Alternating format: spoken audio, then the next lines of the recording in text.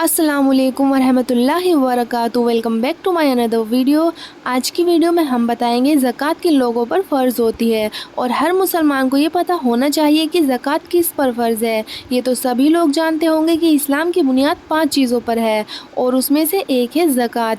एक हदीस आपको पढ़कर सुनाती हूँ। सही बुखारी की हदीस है, हदीस नंबर 8। रसूलुल्लाह सल्लल्लाहु अलैहि वसल्लम ने फरमाया, इस्लाम की बुनियाद 5 चीज़ों पर कायम की गई है। अव्वल गवाही देना कि अल्लाह के सिवा कोई माबूद नहीं और बेशक मोहम्मद सल्लल्लाहु अलैहि वसल्लम अल्लाह के सच्चे रसूल हैं, और नमाज कायम करना और ज़कात अदा करना और हज करना और रमज़ान के रोज़े रखना। तो हदीस सुनकर आपको मालूम हो ही गया होगा कि ज़कात हम पर फ़र्ज़ है। जिस तरह से नमाज पढ़ना, रमज़ान के रोज़े रखना फ़र्ज़ है, उसी तरह ज़कात भी फ़र्ज़ है। अब सवाल ये होता है कि किन किन लोगों पर ज़कात फ़र्ज़ है, तभी तो हर मुसलमान समझ पाएगा कि उस पर ज़कात फ़र्ज़ है कि नहीं।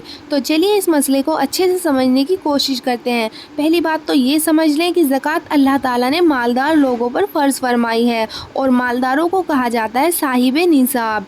तो ज़कात जो फ़र्ज़ होती है वो साहिबे निसाब पर फ़र्ज़ होती है, यानी मालदार पर होती है। अब मालदार किसको कहा जाएगा, कैसे पता करेंगे कि ज़कात हम पर फ़र्ज़ है कि नहीं? क्योंकि हर इंसान अपने आप को गरीब ही समझता है। जब वो अपने से ऊपर वाले को देखेगा तो खुद को गरीब ही समझेगा।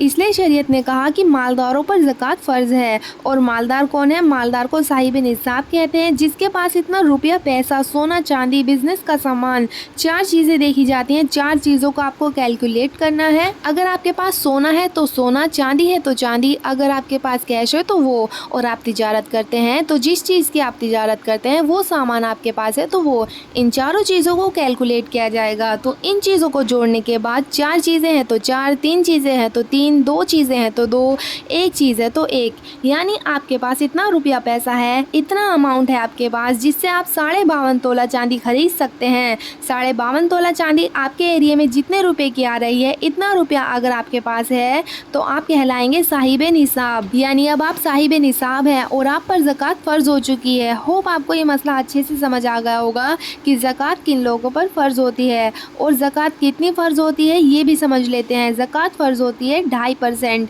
यानी 1 लाख में 2,500 रुपये, और अल्लाह इस पर भी वादा कर रहा है कि तुम ज़कात निकालो, अल्लाह माल में बरकत देगा। तुम ज़कात निकालो, अल्लाह तुम्हें और मालदार कर देगा। तो ज़कात निकालने से हमारा माल भी पाक साफ़ हो जाता है। जिस तरह से हम तौबा करते हैं तो हमारे गुनाह माफ़ हो जाते हैं, जिस तरह से इबादत करते हैं तो हमारी बॉडी गुनाहों से पाक साफ़ हो जाती है, इसी तरह माल की ज़कात निकालने से माल पाक साफ़ हो जाता है। अब ये कैसे पता करेंगे कि आप पर ज़कात फ़र्ज़ हो भी रही है या नहीं? जैसा कि मैंने बताया है कि 4 चीज़ों को जोड़ने के बाद आपके पास टोटल अमाउंट कितना बन रहा है। मान लीजिए आपका अमाउंट बन रहा है 1 लाख, फिर इसमें से आपके जो कर्जे हैं वो माइनस कर दीजिए, उस महीने आपको जो बिल वगैरह अदा करने हैं वो भी माइनस कर दीजिए, फिर सारी चीज़ें माइनस करने के बाद आप देखिए कि कितना अमाउंट बन रहा है। मान लीजिए 1 लाख में से 50,000 माइनस किया तो 50,000 बचा। अब देखिए कि ये जो 50,000 बचा है, क्या इसमें 52.5 तोला चांदी आ जाएगी? अगर आ जाएगी तो आप साहिबे निसाब कहलाएंगे और अब आपके ऊपर 2.5% के हिसाब से ज़कात फ़र्ज़ होगी। जामिया तिर्मिज़ी की एक हदीस है, नबी अकरम सल्लल्लाहु अलैहि वसल्लम ने फरमाया, जब तुमने अपने माल की ज़कात अदा कर दी